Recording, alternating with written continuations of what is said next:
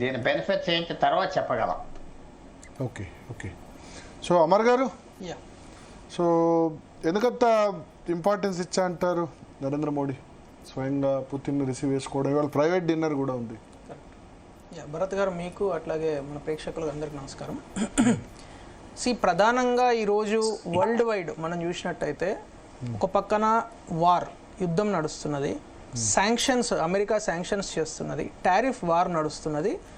ఇవన్నిటి మధ్యలో global south అనే ఒక కొత్త పవర్ సెంటర్ ఎమర్జ్ అవుతున్న సమయంలో భారతదేశము అంటే భారత్ ఎట్లా సెంటర్ ఆఫ్ అట్రాక్షన్ అవుతున్నది అనేది మనం చర్చించుకోవాల్సిన అక్కర ఉన్నది. ఇందులో అట్లాగా పుల్లారావు గారు చెప్పిన అనేక అంశాలను మనం చూసినట్టయితే ఈరోజు రష్యన్ ప్రెసిడెంట్ పుతిన్ గారు ఇండియాకు వచ్చిన సందర్భంలో భారత ప్రధాని డైరెక్ట్గా వెళ్ళి వారిని రిసీవ్ చేసుకోవడం అనేది ఖచ్చితంగా అవసరం. ఎందుకంటే అవసరం అనే దానికంటే వారిద్దరి మధ్యలో ఉండే ఆ రిలేషన్షిప్ను ప్రపంచానికి ఒక మెసేజ్గా ఇవ్వడం కూడా చాలా ఇంపార్టెంట్. ఎందుకంటే ఈయనే అక్కడికి వెళ్ళినప్పుడు, వారి ఇక్కడికి వచ్చినప్పుడు వారిద్దరి మధ్యలో ఉన్న ఇంటిపెన్స్, ఇందాక కూడా మీరు చెప్తున్నారు కదా private dinner. So private dinner లాంటి ఒక మెసేజ్ వరల్డ్కి వెళ్ళాలి. రెండో పాయింట్ ఏంటంటే భరత్ గారు, ఇక్కడ ప్రధానంగా మనకు రష్యాకు ఉన్న వాణిజ్య ఒప్పందాలు ఏవైతే ఉన్నాయో, ఇప్పటి వరకు ఉన్న వాణిజ్య ఒప్పందాలు, ఇక ముందు రాబోయే రోజులలో ఉండే వాణిజ్యం, especially Indian exports to Russia. ఇప్పటివరకు మనం ఓన్లీ ఇంపోర్ట్స్ చేస్తున్నాం. ఆల్మోస్ట్ 90-95% మనం ఇంపోర్ట్సే ఉన్నాయి రష్యా నుంచి చూస్తే. If I'm not wrong, $69-68 billion 90% మనం ఇంపోర్ట్సే ఉన్నాయి, ఆయిల్ కానీ మిగతా విషయాలు, రక్షణ ఒప్పందాలు అవన్నీ. కానీ ఎక్స్పోర్ట్స్ విషయాలకు వచ్చేటప్పుడు టెక్స్టైల్ ఎక్స్పోర్ట్స్, అగ్రి ఎక్స్పోర్ట్స్, ఇప్పుడు మనం చైనాకు చూసినట్టయితే అగ్రి ఎక్స్పోర్ట్స్ చాలా ఎక్కువ ఉంటాయి. అట్లాగే రష్యాకు కూడా అగ్రి ఎక్స్పోర్ట్స్ ఇంప్రూవ్ చేయాలి, మన రైతులకు ఉపయోగించుకోవాలి, ఆ రైతులు ఉపయోగపడాలనేది మోడీ గారి యొక్క ప్రధానమైన ఒకటి. పుల్లారావు గారు ఏమంటారంటే రష్యా అస్తమిస్తున్న సూర్యుడు అంత మనకేం, ఏ దేశం కూడా అస్తమిస్తున్న సూర్యుడు అని ఎట్లా అనుకుంటారండి? ఇప్పుడు వరల్డ్ వార్ 2లో నేను మీకు చెప్తాను, వరల్డ్ వార్ 2లో ఎప్పుడైతే హిట్లర్ పైన మిగతా మొత్తం ప్రపంచం కలిసి దాడి చేసినప్పుడు, ఇటు రెడ్ ఆర్మీ దగ్గర నుంచి అమెరికన్ సోల్జర్స్ వరకు అందరు కలిసి దాడి చేసినప్పుడు Germany was scene as a completely dead economy. అంటే ఇక జర్మనీ అయిపోయింది, జర్మనీ అనేది ఇక ఈ భూప్రపంచం మీద ఉండదు అని అప్పుడు అనేక పేపర్లు కానీ అనేక మంది అనలిస్టులు కానీ చెప్పారు. కానీ ఈరోజు జర్మనీ ఉంది. ఈరోజు Germany is fourth largest economy in the world. It's not dead, right? So Germany చచ్చిపోలేదు కదా, అట్లాగే రష్యా చచ్చిపోతుందని మనం అనలేము. రెండోది ఏంటంటే రష్యాలో ఇంకొక important point, last year Modi గారు ఒక ప్రధానమైన ప్రపోజల్ రష్యాకు పంపించారు. రష్యాకు మన నుంచి హ్యూమన్ స్కిల్డ్ ఫోర్స్ ఇక్కడ ట్రైన్ చేసి, రష్యాలో ఎటువంటి స్కిల్స్ అవసరమో, రష్యాలో ఎటువంటి జాబ్స్ క్రియేట్ కావడానికి ఛాన్సెస్ ఉన్నాయో, ఎనర్జీ సెక్టర్ కావచ్చు, టెక్స్టైల్ సెక్టర్ కావచ్చు, అనేక సెక్టార్లలో ఇక్కడ ట్రైన్ అయ్యి 5 లక్షల మందిని ఇక్కడ ట్రైన్ చేసి అక్కడికి పంపాలి అనే ఒక ప్రపోజల్ పైన రెండు దేశాలు కూడా చాలా పాజిటివ్గా ఉన్నాయి. ఇవాళ రేపు దాని మీద జాయింట్ స్టేట్మెంట్ ఖచ్చితంగా రాబోతున్నది. మూడో విషయం నేను చెప్పాలనుకుంటున్న విషయం ఏంటంటే, నేను చెప్తే మీకు ఎగ్జాజరేషన్ అయిపోయిండొచ్చు, ఇఫ్ ఐఎమ్ నాట్ రాంగ్, ఖచ్చితంగా రేపు జాయింట్ స్టేట్మెంట్లో రష్యా ఉక్రెయిన్ వార్ ఆపడం అనే విషయం మీద ఒక ప్రణాళికబద్ధమైన కాంక్రీట్ ప్రపోజల్ను పుతిన్ చెప్తాడని నేను అనుకుంటున్నాను. ఎందుకంటే మనతో మన మీటింగ్ అయితే జాయింట్ స్టేట్మెంట్లో, ఎందుకంటే వారు యూరోపియన్ యూనియన్ మన రీసెంట్ కలిసారు, చాలా క్లియర్గా వారి మెసేజ్ ఏందో చూసాం మనం. అంతకుముందు అలాస్కాలో అమెరికాతో కలిసారు, అప్పుడు కూడా వార్ గురించి ఒక జాయింట్ స్టేట్మెంట్ జరిగింది. సో ఇండియాలో ఇండియన్ ప్రైమ్ మినిస్టర్ను కూడా కలుస్తున్నారు కాబట్టి వార్ పైన జాయింట్ స్టేట్మెంట్ ఇవ్వాలి. కాబట్టి ఖచ్చితంగా వార్ పైన జాయింట్ స్టేట్మెంట్ అనేది చాలా పాజిటివ్గా, అంటే ఆ వార్ను ఏ విధంగా ఆపబోతున్నాము అనే డైరెక్షన్లోనే ఉంటుందని నేను ఖచ్చితంగా భావిస్తున్నా. ఎందుకంటే ఇండియా అనేది ఒక శాంతి కాముకమైన దేశము. అనేక సంవత్సరాలుగా దిస్ ల్యాండ్, అంటే ఈ భారత గడ్డ అనేది it is perceived as a very peaceful country. So అందు గురించి ఇక్కడ గడ్డమించి అటువంటి ఒక ప్రపోజల్, అటువంటి ఒక స్టేట్మెంట్ ఇస్తే బాగుంటుందని ఆయన భావిస్తున్నాడని నేను అనుకుంటున్నాను. Though it is a contemplation, కాకపోతే అది జరగవచ్చు అని నేను భావిస్తున్నాను. ఎందుకంటే 4 సంవత్సరాల తర్వాత భారతదేశానికి వచ్చి ప్రధానంగా వాణిజ్య ఒప్పందాలు, తర్వాత రక్షణ ఒప్పందాలు, తర్వాత ఈ హ్యూమన్ ఏదైతే ఇంటర్చేంజింగ్ ఆఫ్ స్కిల్డ్ లేబరర్స్ ఇవన్నీ ఉన్నాయో, ఇవన్నిటి మధ్యలో అదొకటి మాత్రం ఖచ్చితంగా నేను చెప్పగలుగుతా. ఇంకొక పాయింట్ నేను యాడ్ చేస్తాను. ఇప్పుడు మనం రక్షణ ఒప్పందాల్లో, ఎస్పెషల్లీ ఈ రేపు ట్రంప్ మన పుతిన్ గారితో జరిగే ప్రధానమైన భేటీలో రక్షణ ఒప్పందాల గురించి ఒక ప్రత్యేకమైన అట్రాక్షన్ ఉంది. ఎందుకంటే మొన్ననే దుబాయ్ ఎయిర్ షోలో మనం సుఖోయ్ 57 కానీ ఇవన్నిటి చూసాం. తర్వాత కరెక్ట్గా 3 days బ్యాక్ 4 days బ్యాక్ హైదరాబాద్లో సాఫ్రన్ అనే ఒక ఫ్రెంచ్ కంపెనీని రఫెల్ ఎయిర్ క్రాఫ్ట్ ఇంజన్స్ తయారు చేసే కంపెనీ అది.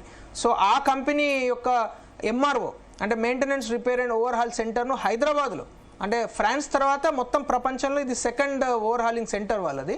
సో 1000 జెట్ ఇంజన్స్ తయారు చేసే ఒక 2035 వరకు అలాంటిది హైదరాబాద్లో పెట్టడం, అది మోడీ గారు వర్చువల్గా ఓపెన్ చేశారు, మనందరం కూడా చూసాం.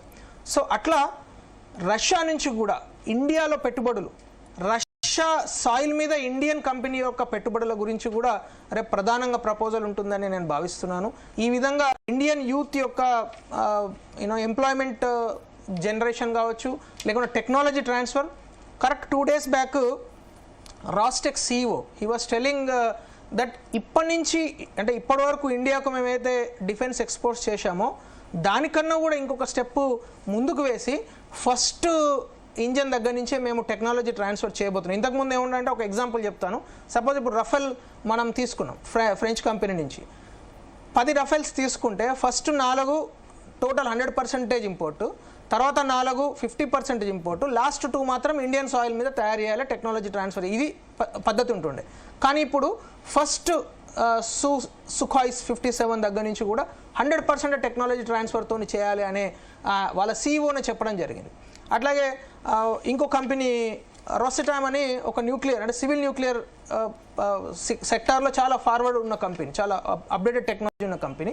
ఆ కంపెనీ కూడా మహారాష్ట్రతో మనము మీకు జ్ఞాపకం ఉంటే బడ్జెట్లో 1500 నుంచి 2000 వెరీ స్మాల్ మాడ్యులర్ రియాక్టర్స్ను తయారు చేసుకోవాలి ఇండియాలో అని ఒక ప్రపోజల్ కోసం దాదాపు 15,000 crores బడ్జెట్లో పెట్టడం జరిగింది. అంటే సివిల్ న్యూక్లియర్ ఫెసిలిటీస్లో small 20 megawatt nuclear power plants అనేక చోట్ల ఇండియాలో పెట్టాలని. సో అలాంటి ఒక ప్రపోజల్కు రష్యన్ కౌంటర్ పార్ట్ ఏదైతే రొసటామ్ అనే కంపెనీ ఉందో వాళ్ళు MOU తీసుకోవడం జరిగింది. మహారాష్ట్రలో వాళ్ళు they are going to establish their manufacturing plant. So అది 6 months బ్యాక్ స్టార్ట్ అయింది. మోస్ట్ ప్రాబబ్లీ ఇంకొక 2.5 yearsలో అది కంప్లీట్ కావస్తున్నది. ఎందుకంటే ఇండియాలో ఆ టెక్నాలజీ లేదు, స్మాల్ మాడ్యులర్ రియాక్టర్స్ను తయారు చేసే టెక్నాలజీ లేదు. We have large nuclear reactors technology ఉంది, న్యూక్లియర్ కార్పొరేషన్ కూడా ఉంది కాబట్టి పబ్లిక్ సెక్టర్ అండర్టేకింగ్. అట్లాగే కూడంకులంలో న్యూక్లియర్ రియాక్టర్స్ను రిపేర్ కావచ్చు, దాని ఇంప్రూవ్మెంట్ కావచ్చు, దాని ఎక్స్పాన్షన్ కావచ్చు, ఇవన్నిటికి కూడా రష్యన్ టెక్నాలజీ సేమ్ రొసటామ్ కంపెనీ డైరెక్ట్గా మేము సపోర్ట్ చేస్తాము, ఫుల్ ఫ్లెడ్జ్డ్గా టెక్నాలజీ ట్రాన్స్ఫర్ చేస్తామని కూడా చెప్పడం జరిగింది. సో ఇవన్నీ చూసినట్టయితే just to summarise my points, Russian friendship with India ఒక మెసేజ్ ప్రపంచానికి వెళ్ళాలి. ఈ మెసేజ్ వల్ల అమెరికాతో సంబంధాలు ఇంపాక్ట్ కావా? అదే చెప్తున్నాను భరత్ గారు. ఇప్పుడు అమెరికాలో అమెరికన్ ప్రెసిడెంట్ ఫీల్ అవుతాడనో లేకుంటే ఇంకో ఏదో జరుగుతుందనో కాంటెంప్లేషన్లో, అంటే మనం అదేదో జరుగుతుందనో అసలు ఏదో చెప్తారుగా known devil is better than unknown angel అని. ఏదో జరగబోయే దానికంటే ఆల్రెడీ చేతిలో ఉన్న ప్లేట్లో ఉన్న భోజనం మనం తినాల్సిన అక్కర ఉన్నది. కాబట్టి అమెరికా కూడా మన చేతిలోనే ఉండే, మన చేతిలో ఉన్నది ఎప్పుడు అమెరికా మన చేతిలో ఉన్నదని మనం అనుకోలేం. ఈవెన్ రష్యా కూడా చేతిలో ఉన్నదని నేను లాస్ట్ 20-25 yearsగా టారిఫ్స్ ఇష్యూ వచ్చేంత వరకు కూడా పెద్దగా మనకు వాళ్ళకి డిస్టర్బెన్స్ లేదు లాస్ట్ ఇయర్స్లో. నాకు అర్థమైనంత వరకు భరత్ గారు, మోడీ గారి పరిపాలనలో అంటే మోడీ ప్రభుత్వ పరిపాలనలో మన విదేశాంగ నీతి సింపుల్గా చెప్పాలంటే trust no one and we have no enemy. ఎవరు మనకు శత్రువు కాదు, అట్లాని ఎవరిని పూర్తిగా నమ్మలేం. రష్యా అయినా, అమెరికా అయినా, చైనా అయినా. ఇప్పుడు చైనాకు ప్రధానమంత్రి మోడీ గారు వెళ్ళడం జరిగింది. 2020 కరోనా తర్వాత మనం చైనీస్కు అసలు ఒక వీసా కూడా ఇవ్వలేదు, కానీ we started giving visas from October. Chinese ఇక్కడ రావడం స్టార్ట్ అయింది. సో చైనా నుంచి పెట్టుబడులు స్టార్ట్ అవుతాయి, కానీ ఏ రోజు కూడా చైనా మన వీసాను ఆపలేదు. కరోనా నుంచి కూడా మన వాళ్ళు అక్కడికి వెళ్తూనే ఉన్నారు. In fact I personally visited China recently. నేను అనేది ఏంటంటే, సో చైనాతో ఫ్రెండ్షిప్ కుదిరిందా అంటే 100% ఇది కుదిరింది. అట్లా అని చైనాను పూర్తిగా నమ్ముతామా? నమ్మలేం. Same with Russia, same with America, same with any other country. ఇప్పుడు ఫ్రాన్స్ ఫర్ ఎగ్జాంపుల్, ఫ్రాన్స్తో మొన్న సాఫ్రాన్ అనే కంపెనీ హైదరాబాద్లో పెట్టుబడులు పెట్టింది, 1300 కోట్ల రూపాయల పెట్టుబడులు. అట్లా అని మొత్తం ఫ్రాన్స్ మీద డిపెండ్ అవుతామా? No, we depend on no one, we trust no one, and that doesn't mean that we have any enemy in the world. So global సౌత్లో ఈరోజు ఇండియా సెంట్రిక్గా మన సౌత్ ఆఫ్రికాలో చూసాం G20 మీటింగ్స్లో, అట్లాగే ఆస్ట్రేలియా, కెనడా అండ్ ఇండియా కలిపి ICT ఒప్పందం చేసుకున్నాం మనం ఏఐ కోసము, రైట్? సో ఇలాంటి అన్ని పరిణామాలను మనం చూసినట్టయితే ఈరోజు భారతదేశం అనేది చాలా ఇంపార్టెంట్ కంట్రీగా ప్రపంచంలో భారతదేశంతో ఉండే ఫ్రెండ్షిప్ ఆ దేశాలకు, ఆ దేశాల సాయిల్ మీద, ఆ దేశ ప్రజలకు అప్పీల్ చేసుకోవడానికి, ఇంతకుముందు ఒక అమెరికన్ ప్రెసిడెంట్తో షేక్ హ్యాండ్ ఇస్తే ఒక దేశాధినేతకు అదొక పెద్ద ఇంపార్టెంట్ అచీవ్మెంట్ లాగా ఉంటుండే. అలాంటి సేమ్ అచీవ్మెంట్ ఈరోజు భారతదేశ ప్రధానిని కలవడము, భారతదేశంతో ఒప్పందం చేసుకోవడము అనే ప్రధానమైన భూమిక మనం పోషిస్తున్నామని ఖచ్చితంగా చెప్పగలుగుతున్నాం. ఎందుకంటే ఆస్ట్రేలియా ప్రధానమంత్రి మీకు తెలుసు ఏం చెప్పాడో, మోదీ ఈజ్ బాస్ అన్నాడు ఆయన పబ్లిక్గా, నాట్ ప్రైవేట్లీ. సో అలా క్లియర్గా మోడీ గారి యొక్క ఇంపార్టెన్స్, అట్లాగే భారతదేశం అంటే మోడీ అంటే హీఈస్ రిప్రజెంటింగ్ 140 crore పీపుల్.